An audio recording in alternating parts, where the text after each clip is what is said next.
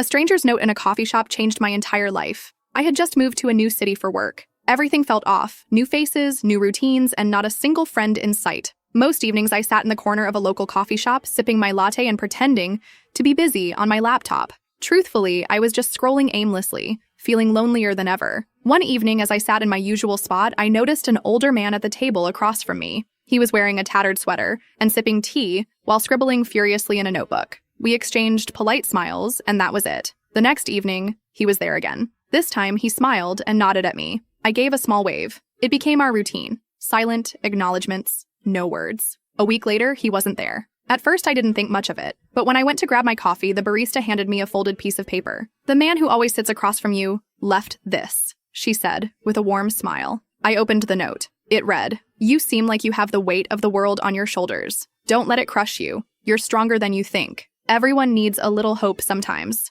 Pay it forward." I don't know why, but I started crying right there in the middle of the cafe. It felt like someone had truly seen me for the first time in weeks. Inspired by his note, I wrote my own message that night and left it on a random table in the cafe. The next day, I saw someone pick it up, read it, and smile. That small act of kindness turned into a ritual for me. Every evening, I'd leave notes on tables, in books, or tucked into sugar packets. Messages like, "You're doing great," or "Keep going, you're closer than you think." Months later, I walked into the coffee shop and saw something that made my heart swell. A young woman was sitting at my usual table, holding one of my notes, with tears in her eyes. That was when I realized the old man didn't just leave me a note. He gave me a purpose.